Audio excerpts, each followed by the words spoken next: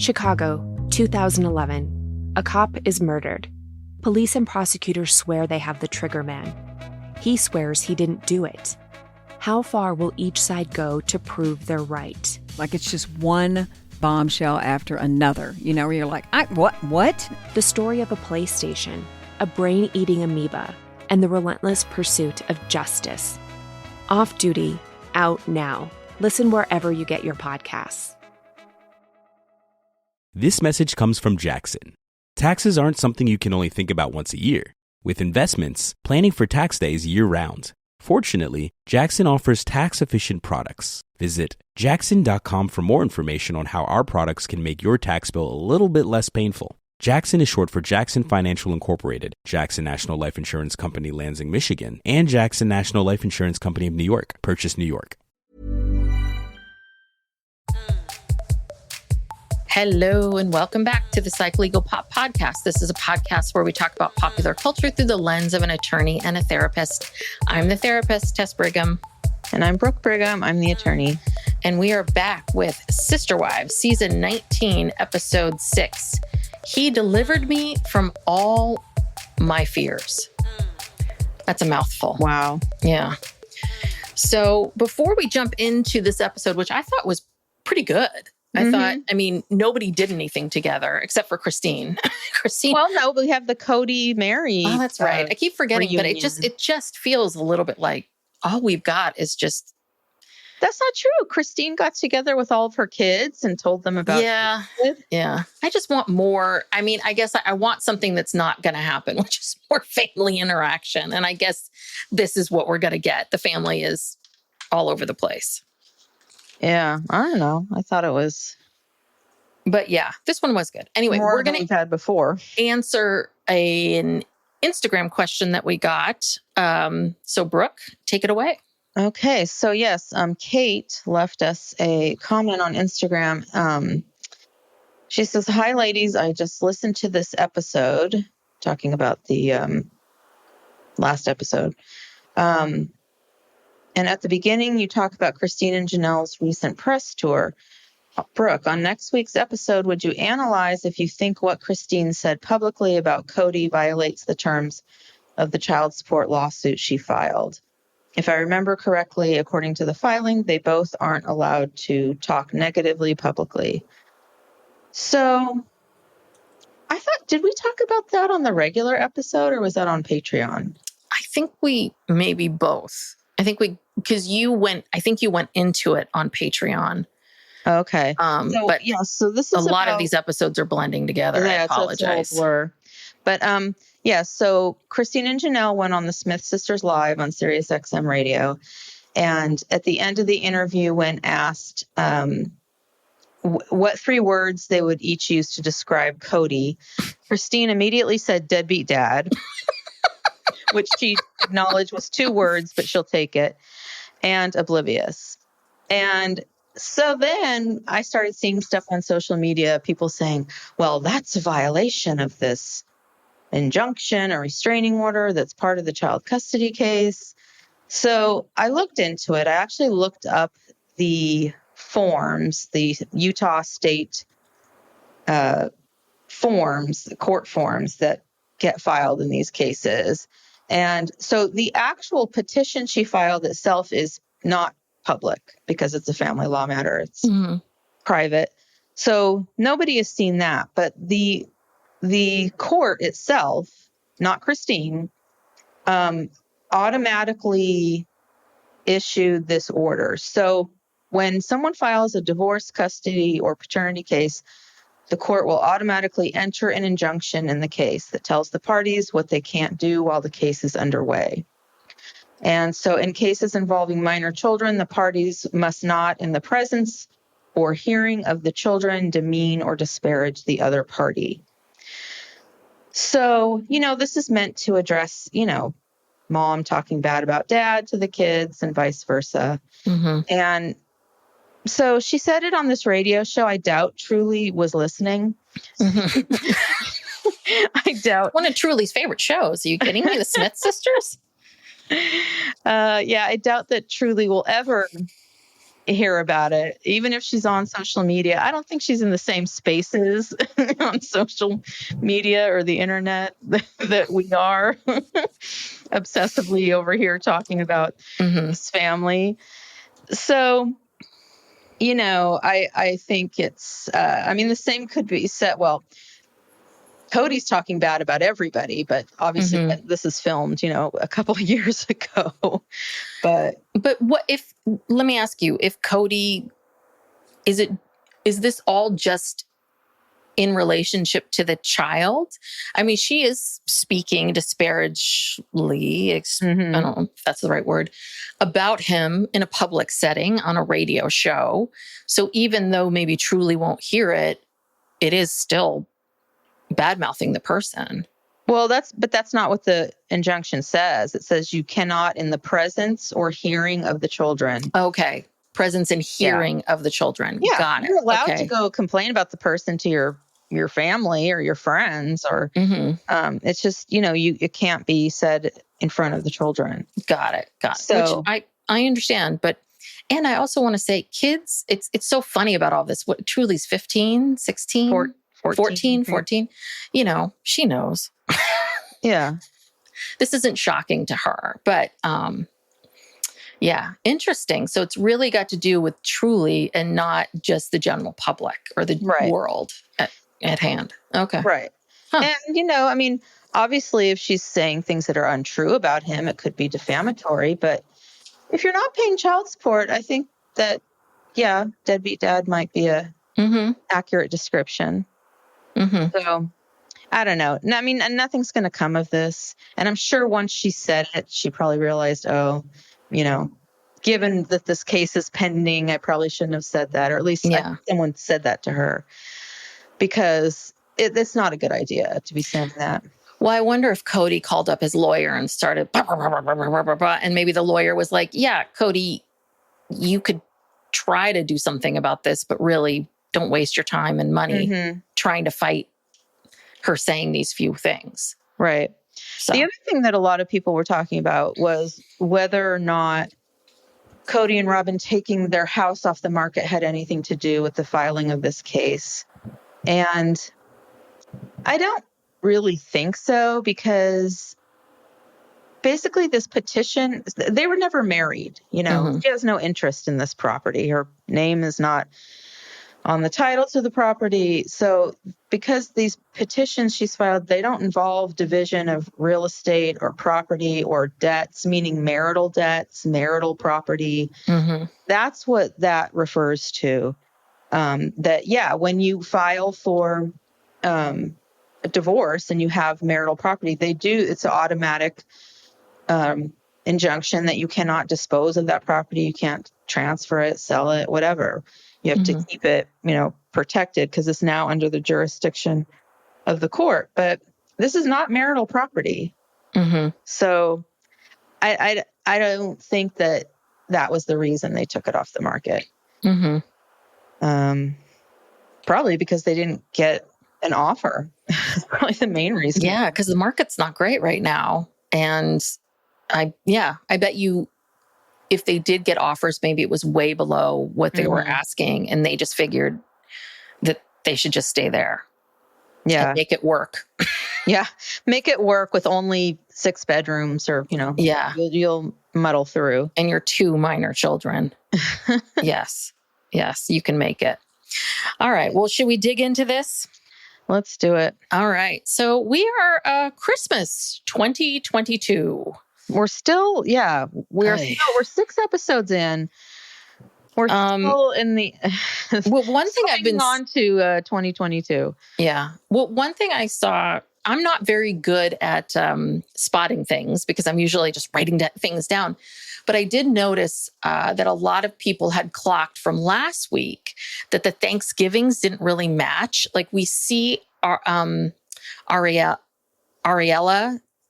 playing Jenga, and she's about 2 or 3 years older than the Thanksgiving stuff. That was filmed recently to just stick in there for Okay. But she seemed, even in this Christmas stuff, she seemed, I mean, I guess so. I guess it was 2 years. Maybe she's grown a lot in 2 years. It's just, she seems very little in these photos and then much bigger now. So anyway, just what a lot of people are claiming that, I don't know, insinuating that even though this was filmed a couple years ago, that maybe this is even older footage. Like they're just giving TLC like, oh yeah, take this from like 2020. Here you go. Well, some of it, especially there's a lot of footage of Janelle that's several years old. But yeah, that year where Meri made the Rice Krispie turkey and Ariella's got the binky in the mouth, that was 2020. That was COVID. Remember, she was the only one who would go over there. So that's 4 years ago where she's got the binky. And yeah, and obviously the Jenga scene was filmed within the past, 6 months or something. Yeah. And they just put that in there. I don't know why. I guess they just needed some footage of, Kody with his only remaining family in present day. Yeah. Well, Kody has just told us how this is the first Christmas he's had with just one wife and their kids. And he's happy. He's happy about it. Yeah. Yeah. He's okay. One thing, okay, in the opening of the episode, you know how they always do a million clips from the last episode. So they played that Robyn, sitting on the bathroom floor, crying or whatever she was doing, whining about how she's not going to have the perfect Christmas. And I swear to God, she was high on something. I closed my eyes and listened to her, just listened. She was slurring so badly. Like, I mean, she was on something. Interesting. I have some thoughts, but I don't want to get sued. Don't disparage Robyn. Kody, I don't want to disparage Robyn, but Kody they're not drinkers. And I don't think she's. Do you think that they at all take like edibles or weed gummies or smoke? Do you think they smoke weed? No, maybe a gummy. I think it might be some pills mixed with some wine. They do drink. Even people who've taken pictures of them when they're out to eat, all these people drink. Yeah. And I think they always have to some extent a little bit. But they never showed it. It wasn't in line with their what they were trying to sell us. Yeah. So anyway, Kody seemed real happy to just be with his one family. Well, yeah, Brooke, because he can show PDA with Robyn now freely. Yeah, doesn't have to worry. He can molest her all holiday day. Oh, God. So much so that he's, we hear him talking when we have to have this big PDA conversation towards the end of the episode. He just could not, he can't keep his hands off Robyn. I thought that was last episode when he was talking about the herb. No, I feel like it was this. Anywho, these are all blending too. Dayton is not anywhere to be seen. I don't know if he clearly does not want to be on camera. Yeah. Didn't see him. But, they look like they were having a fine time. I don't think anyone's Christmas was ruined. Yeah. Yeah. Robyn. It is. There is a piece of this, and maybe because it's been 2 years and it seems a little exhausting at this point. So I got to give Robyn some credit that maybe she was still wrapping her brain around this. But this is truly one of those situations where, this happens in life. You're not going to get what you want. The marriage you thought was going to work, or you thought you were going to have children, or you thought you were going to have this kind of career, or you thought you were going to do this, that in your current circumstances, that's not going to happen. It's just not. And you have a choice of just, right? It's either happening to you or for you. So Robyn, it's not happening to you. It's happening for you. Yeah. Enjoy what you do have. Yeah. Yeah. And now you and Kody can stick your tongues down each other's throats all day long and just get down. Okay. So anyway, over to Christine's house. All of her kids are there except for Gwen. Mm-hmm. And, they're just kind of saying, oh, yeah, McKelty says the dynamics are different because it's not like, one big chaotic Christmas. And, that's that. And then they go on over to North Carolina.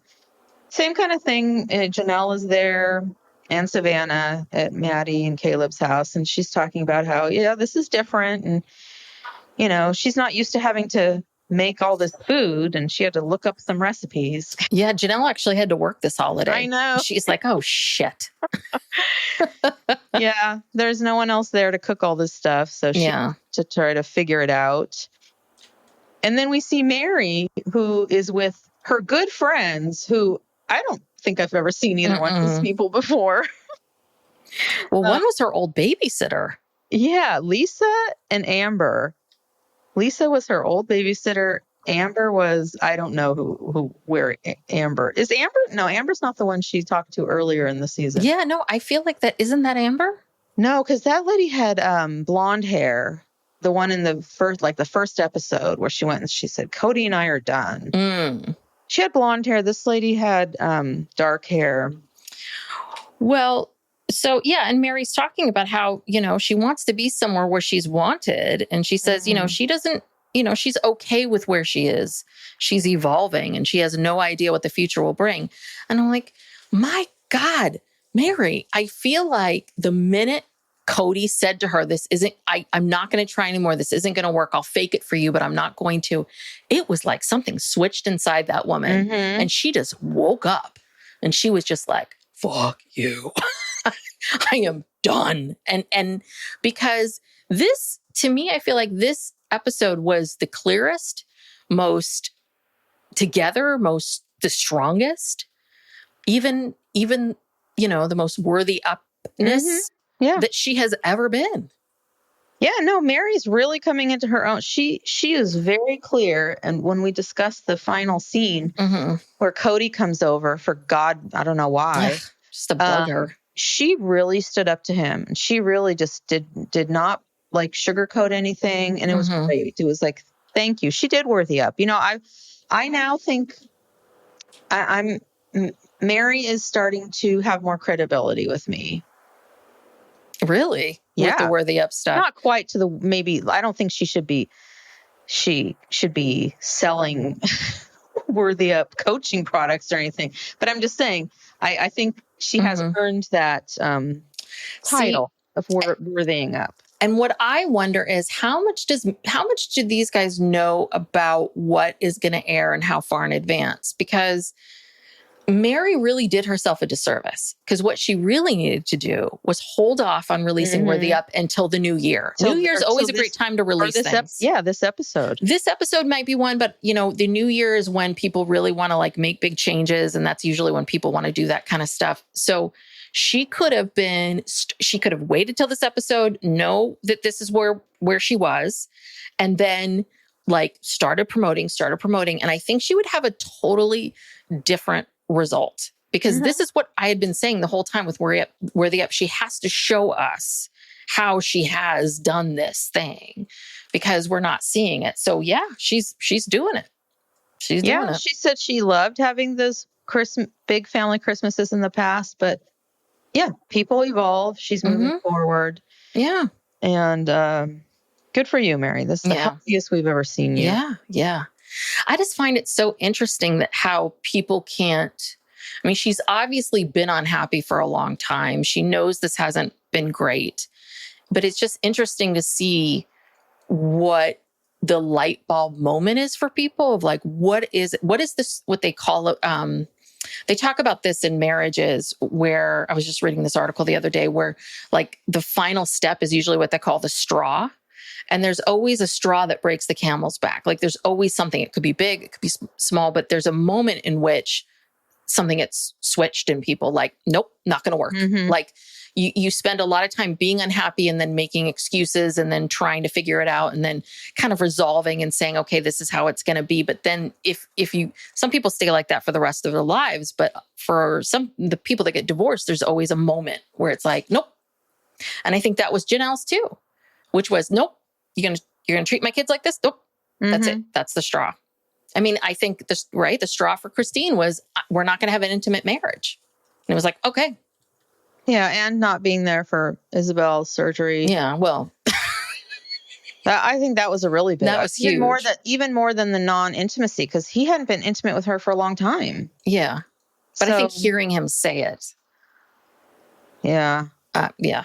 Well, and I also think that, Meri, Christine, and Janelle, they're actually being very supportive of each other. Like every time they go to comment on something, they're like, well, good for her.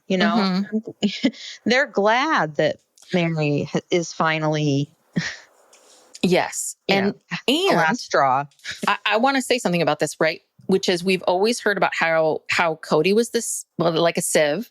That he was always leaking information. And we know this happens sometimes where if you eliminate the person that is connected to everybody, the people that get together realize, oh, wait a minute, we're not mad at each other. Like we're not. And so what I wonder is, because we've all been there in those situations where someone may not like us or have issues with us, and then they're bad mouthing us. And then you meet the other person they'd been bad mouthing. And then two of you start talking and you realize like, oh, wait, you're a good person. Oh, you're nice. Like, oh, wait. We both have this vision of each other through this other person. So I think I think this is also what's coming to light that maybe is a lot for Kody to take in, because when he was the head of that household, they could not get along. But now that he's gone, they can get along. Yeah. Telling you something, Kody. Interesting. Yeah. No, Kody is, God, it's so toxic. Yeah. Okay, so now we get on to Christine. The dating, yes. So Aspen says, that she's excited for her mom because basically Christine's never dated before. And so Christine says she's been dating around for 6 months. And she had this vision of what she wanted. She wanted someone bald. So no more of this hair, drama. Yes. And who had tattoos and drove a motorcycle. Yes. And I guess David has all those things. Yeah. And she says the kids have met him, and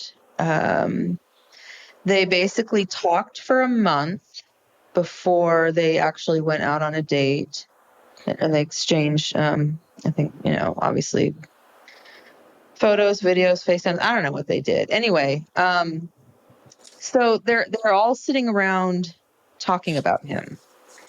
And then Tony says some of the strangest stuff. Yes. Tony is such a weirdo. Like, all of a sudden we're hearing from Tony a lot more because, we're focusing more on McKelty and these adult kids and whatever. And it's just like, oh God, Tony. Tony, unfortunately, has this thing where he makes a lot of comments and declarations with zero information or real understanding. Do you know what I mean? Like, you don't even know the generations. Like, Yeah. you're what?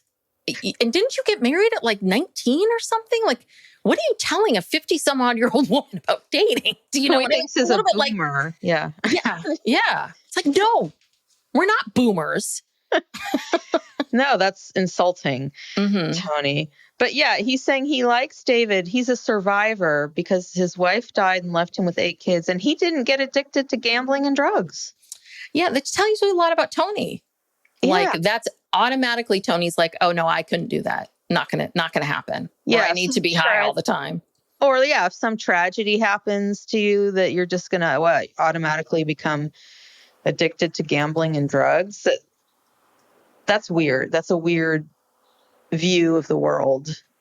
But it's Tony. It's Tony. I mean, what do we expect? It's so funny because you can kind of see McKelty kind of cringing, and she's used to it, but she knows when he says these dumb things in front of other people, she's trying to help him. Or in front of cameras. Exactly, in front of America. Yeah. And she's trying to help him, like, put this into context more so he doesn't look like such an idiot. Yeah. But apparently Christine said she dated 8 guys in the last 6 months. What was it? Tony was like, but that's not double digits. Oh, not like you. Yeah, we know, Tony, no one is as big of a player as you are. Yes, yes. I mean, and then he just started talking about like, reminds me of Kody. That was that sort of that same, yeah. He's like, that same generation boomer stuff, Cold War stuff. I'm like, okay. What I love is nobody wants to be a boomer in this entire scenario. Nobody wants to be a boomer. And I just have to laugh because, baby boomers were the generation that like everybody, right, defined so much. And when we were younger, God, they just talked incessantly about themselves. And what's so funny now is every time I'm scrolling through social media, it's like, baby boomers are the wealthiest group ever. Baby boomers have sucked up all our resources. Baby boomer, bah, bah, bah, bah, bah. And I'm like, no, everybody, these people are Gen Xers like us. Yes. They know where it's at. Yes. Yeah. And then they all agree that, everyone loves the 80s. Even Kody likes Duran Duran. I never would have clocked that. But Yes. Okay. Well, one thing I think we passed by this, I thought that was really interesting was what Christine was talking about when she started dating, and like she would meet someone for one date and then the second date, she would explain the polygamy in her life. And she was surprised how many, I mean, I guess I shouldn't be surprised, but how many men assumed what that meant, that she would want to like be part of their swinging situation or something. It was so odd. And I realize now how much she had been worried about, like because we heard her talking about it. And I was like, well, why are you so worried about this? Like everyone knows who you are. You're on a TV show, but I get it now. Apparently, and I think that's also a generational thing too, the age of the men that she's dating. So yeah. And there's slim pickings out there. Trust me. Yeah. She's actually very lucky she found. Oh yeah. David. She found a diamond in the rough. Yes. Yeah, she did. So good. Truly says that she thinks David is funny and she gets along with him. I mean, yeah, this could not have turned out better for her. No. He is. I was very attracted to David Woolley through this entire episode. I was like, oh, he's so cute. Although I like him. We'll get to this later. I don't know. They moved. I was shocked at how quickly they moved. Yes. We find this out a little later in the episode. Yes. David is 59, so he's a little bit older. He might be on the cusp of the boomer. Of being a boomer, but not really. Well, yeah, I don't know. It's 1965. Yeah. That is, He's right on the cusp because he would have been born in but he was but he was 59 in 2022. You have to subtract 2 years. That's true. So I want to say he's 63. That technically is boomer, but you're right on the cusp. Yeah. Cuspy kind of person. Yeah. So, but what I thought was really interesting is what Peyton was saying, because, Isabel was having a hard time with this. She's slow to warm up. And, God, Mom, you've only been divorced a little bit. This is a lot to take in. And I think Peyton said it. I was like, look at Peyton. Peyton said it really well, which he said, Mom, yes, it's moving fast. Just because it's moving fast doesn't mean that we disapprove, and doesn't mean that we're like telling you to stop or slow down or anything. We're just telling you it's fast and we're trying to keep up. We're trying to wrap our brains around this. And I can understand in Christine's sort of mind, like desperately needing her kids to kind of, co-sign all of this and be okay with it and, validate it and all of that. But I thought Peyton said it the best. It was like, you've just got to accept that not, you say that you're going to do this however you want. Great. But your kids are still processing all this because maybe they saw your marriage, but maybe they never thought it would go this way. Like, Christine, you've had a good 10 plus years to process how you've wanted to be out of this. Do you know what I mean? Your kids haven't. Well, and they're still trying to figure it out. Yeah, I forget who said this, but her kids have never seen her be physically affectionate before with a man, even Kody. Yes. Yeah. And so I guess and that's when they get into the PDA discussion, because she and David are very affectionate when they're together, and it's hard for some of the kids to see it, not because they don't like David, but because they're just not used to it. And Yeah. No, Peyton, again, Peyton is such a mystery to me because, well, first of all, we hardly ever get to see him. And, he's kind of gotten some negative press, whatever, but every time he's on the show, he just seems really like a delight. So I don't know. I don't know. I want to see more Peyton before I make any judgments about him. Okay. So, and Aspen talks about how Christina's always wanted more physical affection from Kody, but she never got it. This is so interesting, because these kids, they've been observing this. And maybe some of the older kids more, Isabel's only, I guess at this point in time, maybe 20 or I'm not sure how old she is. But anyway, the older kids know that Christina's been suffering. Yes. I don't know. I am missing a page from my notes. Keep going. Sorry. Okay. So then we find out that David said, "I love you" after 1 week. Ooh. And Christine just said it right back. She felt totally calm for the first time in her life.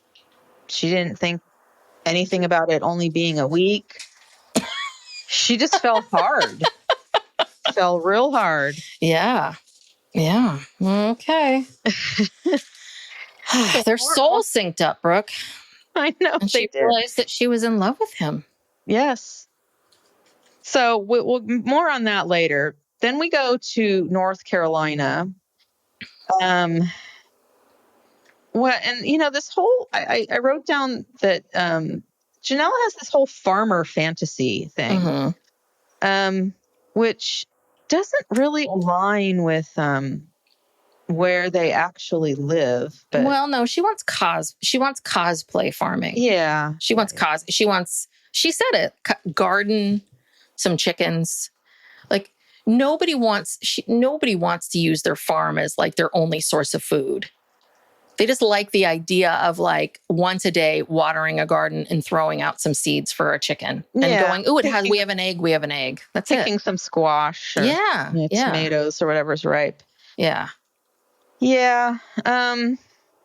So then she's talking to Maddie and Caleb about, she's told Kody that she wants him to buy her out. And then she says again, she needs to talk to a lawyer.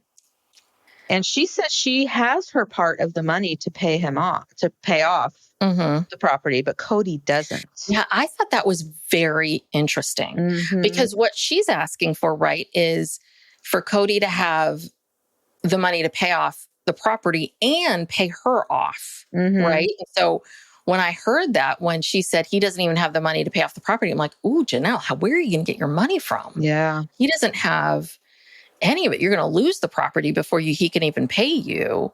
So that tells you a lot. But apparently she told Kody to get a loan and, get a loan and then finance it. But, this is your problem, Kody. Yeah. But I also wonder could they really get a loan? I just think that he's land rich, cash poor. I think he's got these big properties and such, but I don't think he has any money in the bank. Well, and I don't even know if he's land rich because that means you have to have equity. That too. Which I don't think that he has. I know that, I saw some, internet detectives, found that there's a home equity line of credit, pretty large one, I think, on that house, at least one. On Robyn and Kody's house? Yeah. Oh, wow. Yeah.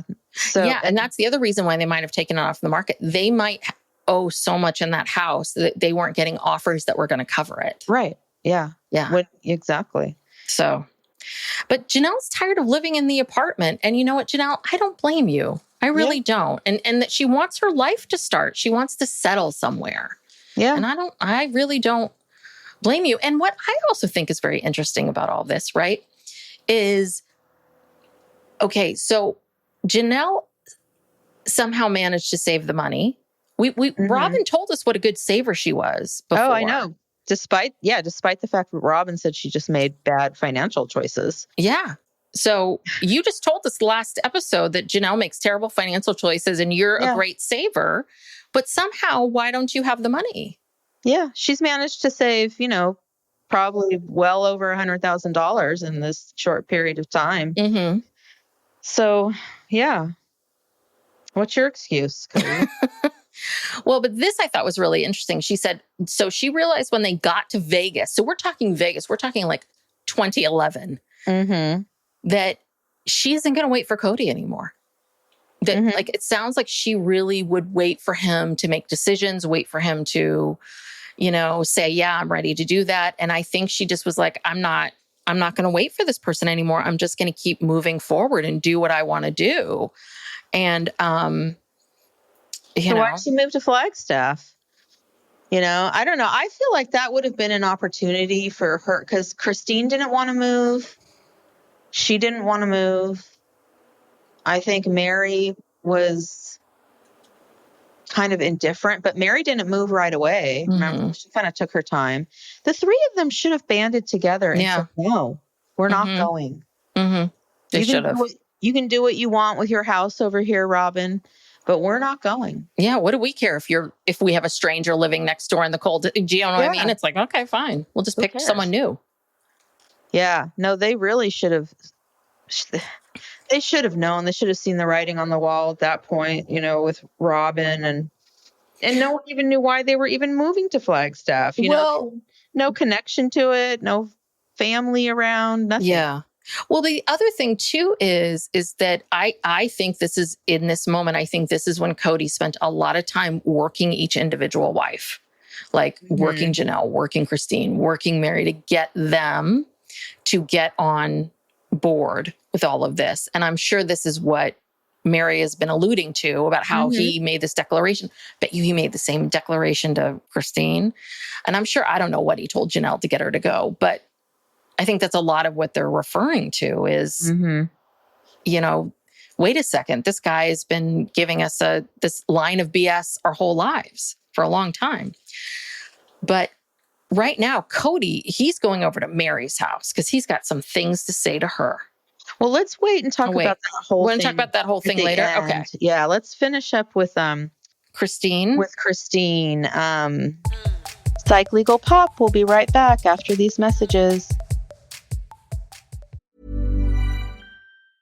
This message comes from Jackson.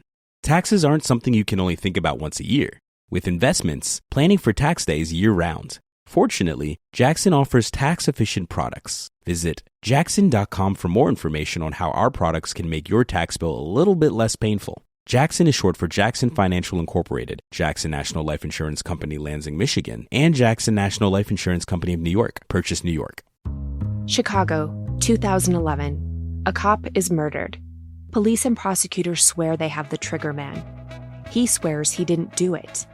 How far will each side go to prove they're right? Like it's just one bombshell after another, where you're like, what? The story of a PlayStation, a brain-eating amoeba, and the relentless pursuit of justice.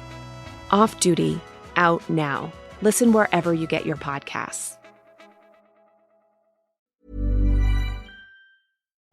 So, again, this is more gushing over David about how, she had a list of things that she wanted in a man, like a good communicator, he's present, active with the children, attracted to her. All the things that Kody was none of it. And he admitted that. He's like, I'm none of these things. Didn't he say that to her? I think she said it. She said Kody was none of it, I believe. That's what I have. No, she said yes, Kody was none of it. But I feel like Kody also admitted to that too. Like he was like, yeah. I don't know. I don't see Kody admitting to being, doing anything wrong. But anyway, so at this point now, okay, she's been dating David for a month. And we get to finally see him, he shows up for a date to take her out. And what is this?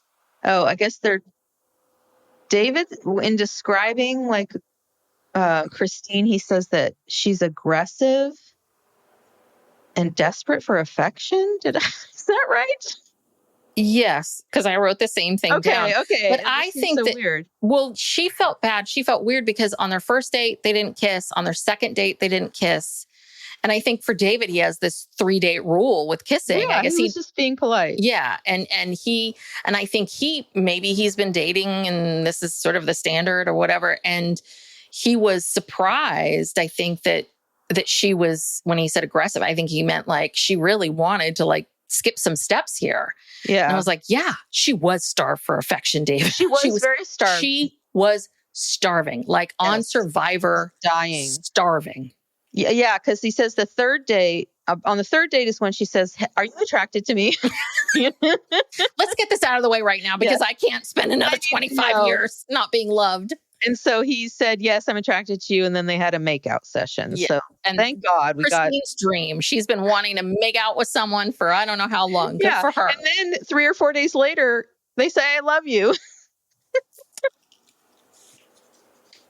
Or maybe not even that long. This is the third date. I don't know how many days it's been, but from the first date to "I love you" was 1 week. This is crazy. Oh yeah. So they're and they're out at a restaurant. They went out to dinner. Yeah. I'm trying to find my Christine notes. This is all Kody. He says, you're crazy, but you're perfect for me. Something like that. Oh, well, she talked he mentioned this too about how she's always wanted to kiss someone on New Year's Eve. I never even thought about that. Like, if you're all together on New Year's Eve and none of you are going to kiss him, except I bet you anything he snuck away to kiss Robyn. Sure. But just the, no threats of someone else. She now realizes why Kody wanted to be with Robyn all the time. It's like when you meet that person, you just want to be with them, and that he's just too good to be true. Yeah. Yeah. So it's all good. Yeah. So, I'm happy for her. I will say, just jumping ahead to the scenes from the next episode. They are out. Let's see. So Christine and David, I wrote down, they met at the beginning of December because it was Christmas time, when they were going out on that date. And it's now the end of January, or maybe this was I don't know. I'm so confused. Anyway, the end of January, they're not engaged yet, but they are looking at wedding venues. Yeah. And it's like 2 months in. So if they've been together all of December, it's the end of January. It's been barely 2 months. They're not engaged and they're looking at wedding venues. And Isabel comes back and she's like, yeah, this is fast. It is.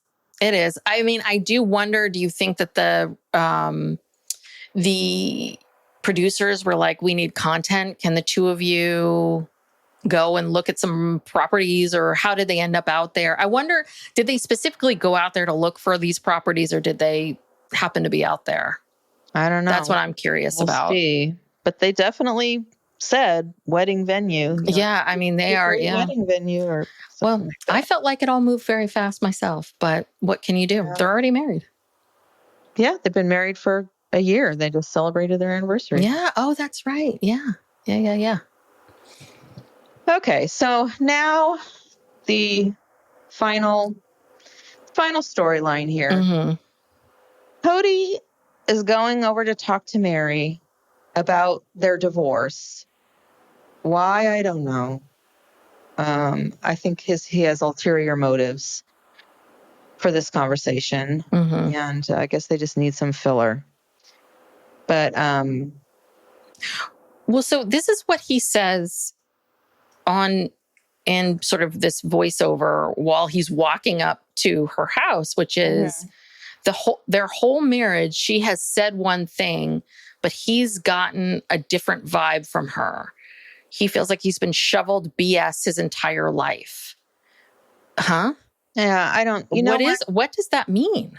I don't know. Most of what Kody says in this conversation is just a bunch of like word salad. I don't know. I don't understand it. he's trying to rewrite things. That's what it feels like to me. Yeah, it's like damage control. Yeah.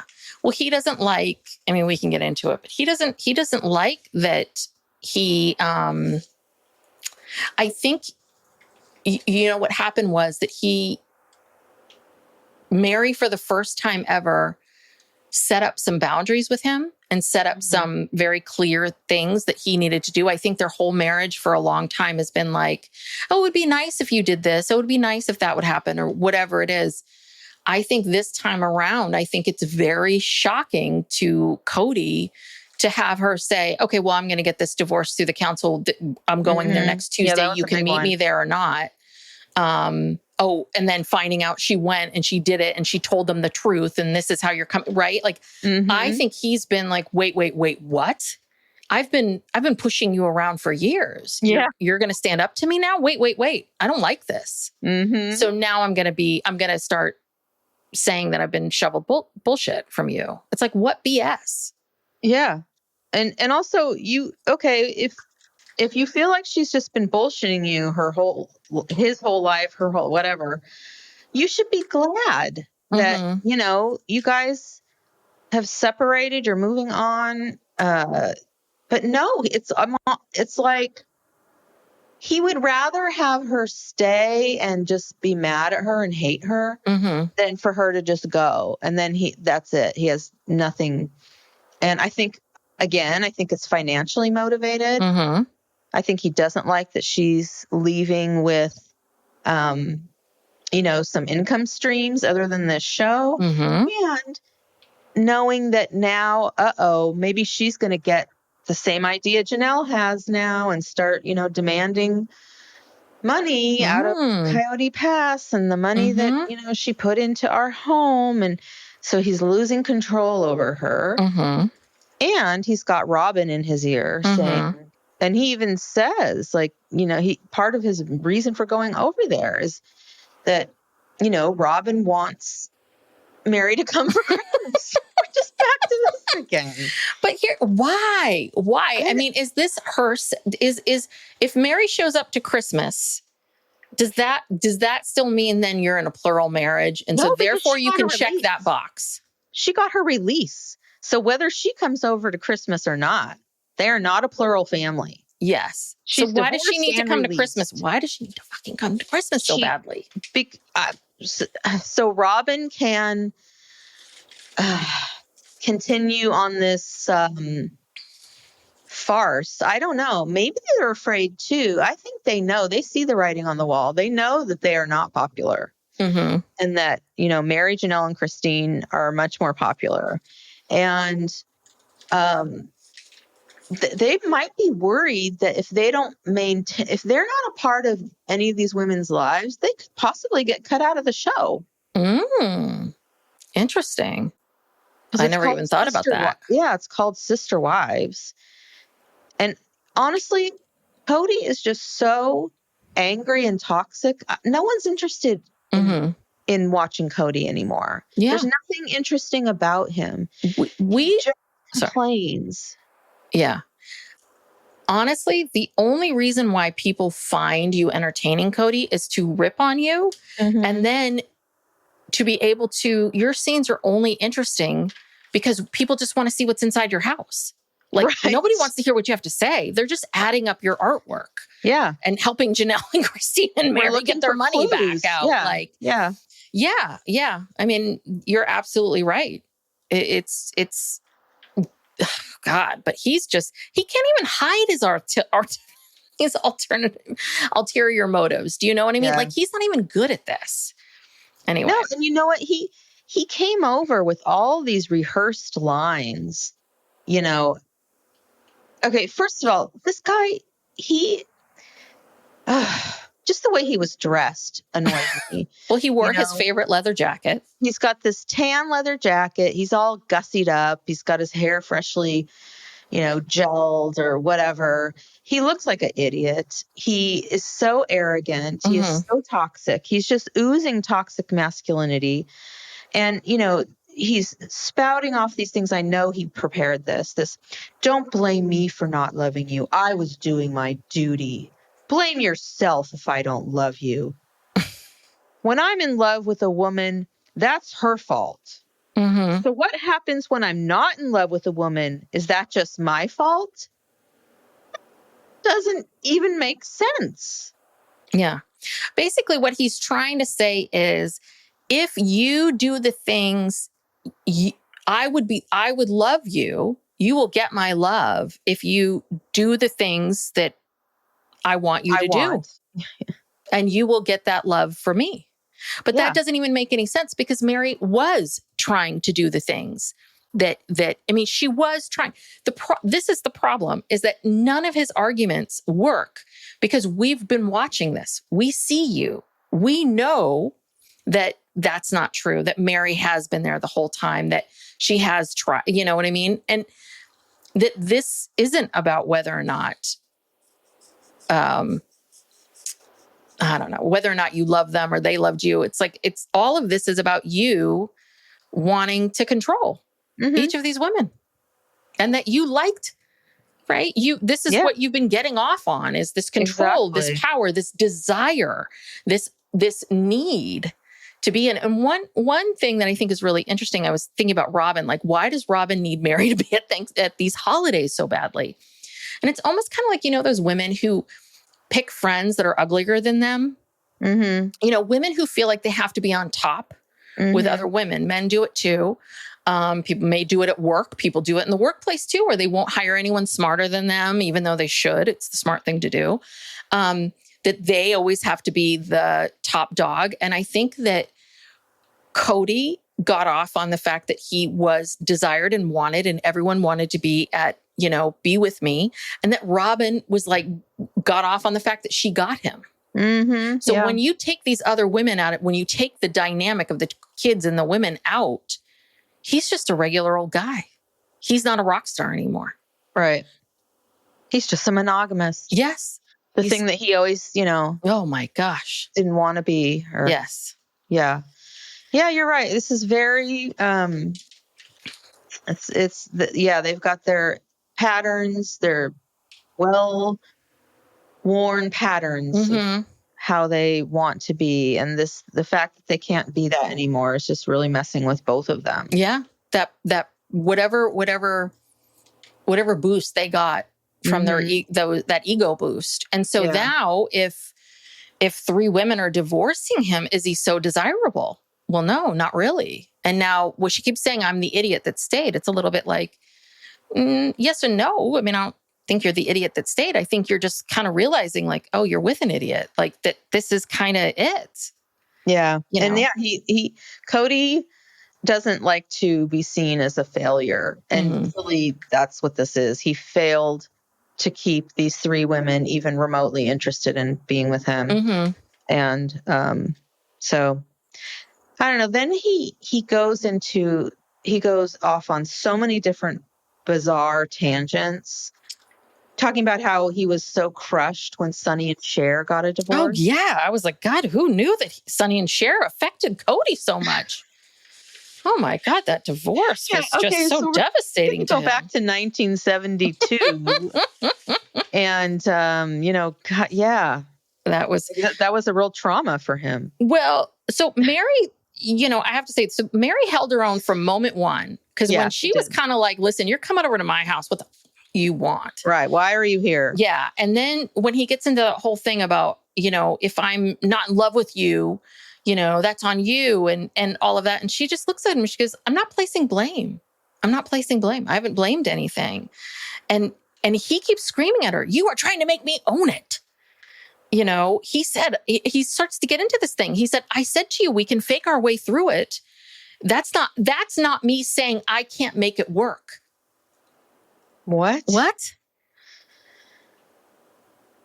Faking it and making it work are the opposite of each other. But the thing is, I can understand this conversation if they weren't on a TV show that was being filmed when he mentioned this. But it's like, do you really think anyone's going to agree to that they're going to be okay with faking it? Even it was just admitted on basically living a lie in front of the camera and then pretending. Like, that was never going to happen, Kody. It could never happen. the production company wouldn't keep filming you. Like, it could not happen that way. But you're mad at her because she didn't want you to fake it? That was so... And then Meri kind of comes back to like, listen, we mutually agreed, like, this is not going to progress. Like, this is not going to work. You know, like, let's move forward. Yeah. And then he's like, why did you move so quickly with, the thing with the church release? It's like, she told you she was going to do it. And you just, ignored her, left her text on read. And he's only mad because this thing got out about the abandonment thing. Yes.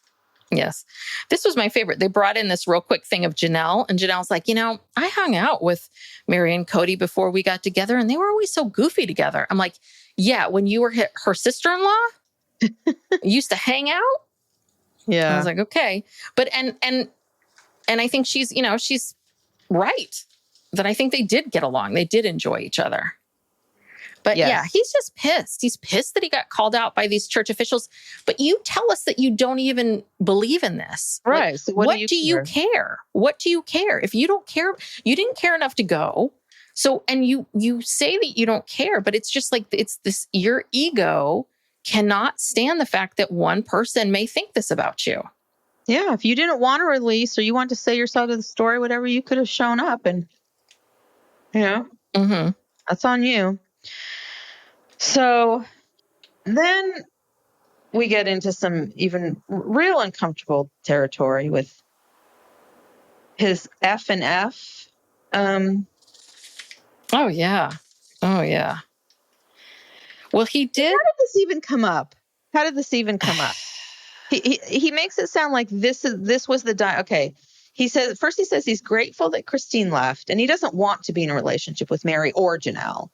Even though he's at Meri's house asking her why they're not in a relationship. Well, and the other thing too is he says, I know I'm not in love with Meri or Janelle, and yet we see him going to Janelle in a couple weeks saying, why can't we make this work?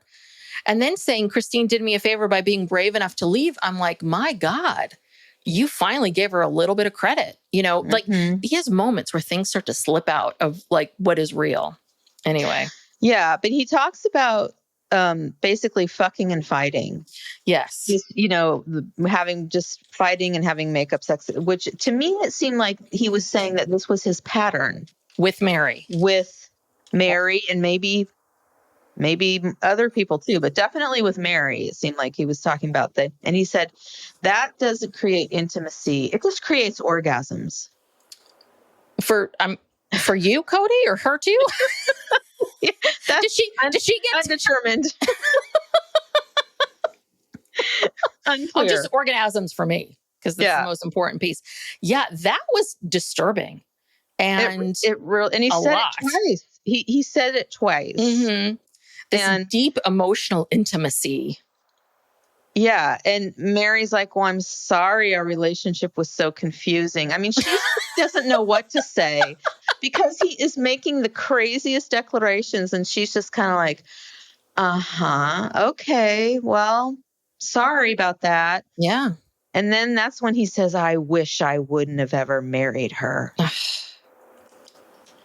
Married a woman he wanted to serve, but whatever he did, it wasn't enough. On the rocks, the entire marriage. Had such a better relationship with Janelle, Christine, and Robyn. That's how he knew that, his relationship with Meri was terrible. Mm-hmm. Should have gotten out of it 25 years ago. Oh, God. And doesn't he fuss at Meri about the fact that it took her so long to do this? He kind of fusses at her like, why didn't we do this a long time ago? Why didn't you do this a long time ago? I was like, well, I think you just told her. She tried to kind of get out of the relationship. I think she did not want to move to Flagstaff. That's when he told her, but this is a great way to start over. Mm-hmm. A new beginning. Mm-hmm. He totally sold her, on that because he needed her money, needed her to come along. I think she was trying to leave then. Yeah, probably. She was clearly trying to leave when she thought she was in a relationship with a man or on the internet. Yeah. Okay. Yeah. Whatever, Kody. It's exhausting. It is Because- truly exhausting. It is. But what's become humorous is he's so worked up and she's just kind of like, okay, got it. Mm-hmm. Peace out. Bye. Yeah, like, I'll see you later. Like she could care less. And she says this. She says, I'm at peace with where we are, but he's being very mean about all of this, which she's very right. Yeah. And then this is where he says, oh, it's not divorce that sucks. It's marrying the wrong person. And she's just like, wow, okay. And again, she's very calm throughout. He's just throwing like the meanest possible statements that he can at her. Well, and every time she's just like, all right. And so what he says something to the effect of, I actually like you. And then at the end, he's like, well, I actually like you. I didn't for 6 years at all. And then she says, oh, I think it was longer than that. I mean, you've just said that you've hated me since the beginning of our marriage, 32 years. So which 6 years are we talking about here? Yeah, I actually like you now, as opposed to a few minutes ago when I told you, well, I guess he said it to the camera. I wish I'd never married her, but he was saying basically the same thing just a few minutes ago in this conversation. Mm-hmm. Yeah. I mean, 32 years, 6 years, 5 years, 10 years. You shouldn't have married her. You should have. Get your story straight. And literally, then it comes out that really one of the main reasons he is there is to try to get her to come over for Christmas for Robyn. And he says, I normally just disregard her opinion. You don't know me if you think I'm not a man of my own mind. And the way he's saying these things, he sounds diabolical. Like he's possessed. He's like the walking embodiment of the manosphere. He's just like... Well, she says to him, she's like, when he goes into this whole thing of like, nobody has their...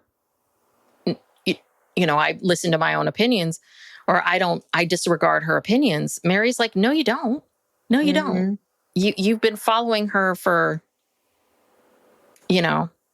however long. Yeah. And then he says something to the effect of like, well, like, what are we? And she's like, we're exes. Mm-hmm. You don't need to worry about me. Yeah. You don't need to worry about me, Kody. And guess what? You don't get my money. That's the other way of saying, don't worry. You aren't going to pay attention. Guess what? Yeah. I'm not asking anything of you. Don't ask anything of me. We are exes. I think it was very smart of her to go get that release. Because that was like saying to Kody, this is my line in the sand. Yeah. Don't try to cross it. Don't play games with me anymore. Well, and I think this was the line of the episode, which I was so proud of her. She says to him, I wish you knew how of an amazing person I am. Yeah, that's the worthy up, Meri. Yeah. It's like, good for you, Meri, which is basically you've been taking in this man, because whether you like Meri or don't like Meri, have feelings about her or not, what he has been doing to her is cruel, is truly cruel. And that being honest and upfront with someone and, telling them how you feel and being honest about that's being a real human being. And he has not done that at all. And, I'm so glad she finally realized, like, I don't have to listen to this narrative anymore. I'm not the bad guy. You've been punishing me since the catfishing. You've been, now you're rewriting our entire marriage. I'm sick of it. And I'm a good person. I deserve more than you. I deserve more than this shit. Yeah, I deserve more. Meri, go. Yeah, I deserve more than, going to your house for Christmas. Yes. And just, watching you with your happy family. Even if I, am alone on Christmas, it would be better than that. God. Yeah. And then he says, bon voyage, have a good life. And that his other divorces created enemies. Yeah. Contemptuous enemies. Mm-hmm. I mean, the drama is just... Oh, Kody. Anyway, Yeah. But sayonara. the more you talk about this, the more I'm seeing more and more. Like, I think obviously this hadn't happened. The Christine lawsuit hadn't happened yet, but I do wonder if Kody was starting to panic a little bit of, wow, none of these women, right? Like, have stood up to me like this before. And I think he is probably wondering, am I going to get in trouble here? Am I, are they going to start demanding things? Are they going to want to open the books? Because with Christine's lawsuit, doesn't he have to show that? Don't they both have to show their financials? Yeah. You have to, he's going to have to disclose his income and assets and And, also too, you have to remember that the stuff that we see being filmed is so far behind the confessionals. I mean, the confessionals are closer to modern day.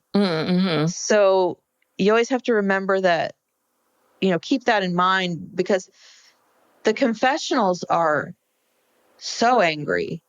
His confessionals are he's so angry. He's so fired up. And he was pretty fired up in the scene with Meri, but not as much as his confessional. So there's that disconnect there. He's had time to marinate in all of this, and he's had time to really get worked up about it. And so, I think he's afraid, because look at how irrational he is. Confessionals. He's afraid. Yeah. Well, and also, I mean, like any reality star, you have to be afraid that your show may end. And you are now, quote unquote, a monogamous. So you can't exactly, what made you unique and special, Kody, is now gone. Yeah. You're just a regular old married person. And no one likes you. And no one likes you, and no one likes Robyn that much. And so TLC is not going to pay for a show of the two of you at all, unless all you do is show your home. Then people would watch it, like watch all your tacky stuff. But I think that's the other part of it too, is just realizing, like, oh God, the writing's on the wall. Yeah, because I think if they just cut him out and they just made it Janelle, Christine, and Meri, I think people would watch that. You know, especially if the adult children were more involved and we could see their lives, because we've grown up with we've watched these people grow up with a vested interest in them. Yeah. So I would watch. Yeah. I want to see Janelle at this homestead farm. I want to see Christine in this new marriage. I want to see what Truly's up to. Yeah. So anywho, boy, but this was entertaining, I have to say. This was a good one. Well, yeah. What was it? We had an email from someone who was defending Meri. Yes. I'm on board. Yes. We're with you now. I don't know if you want your name out there, but we read your email feeling like, and you're right. I mean, Meri has gotten a lot of slack, and we've talked about it here too, which is that because Meri couldn't have a lot of children, we do wonder if that's part of, this unconscious bias towards her, because as a woman in these worlds, this is the only thing you're good for, is producing children. So that that a lot of that, and that, like, then having to watch these other women have baby after baby after baby, I can imagine it must be very difficult. And that maybe that came out in a different way. Yeah. I mean, look, it has not been easy for anybody to be in this family. No. It's a very hard way to live. It's a lot. There's not enough people, time, resources, whatever, to go around. And, it's pretty impressive that every single one of these kids have turned out very well. Yeah. So good for them. Yeah. Strong people. All right. Well, let's wrap it up. So if you enjoyed this episode and would like to support us, you can give us a 5-star rating and review on Apple. Those comments, reviews really do help us. If you want more content from us, you can come over to Patreon, patreon.com/psycholegalpoppodcast, where we have a weekly bonus. We do a true crime exclusive for the $8 tier and an Ask Us Everything. So go check us out there. And yeah, I mean, spread the word, share it with people, tell them about the podcast. And we'll talk to you next time. Okay. Bye. Bye.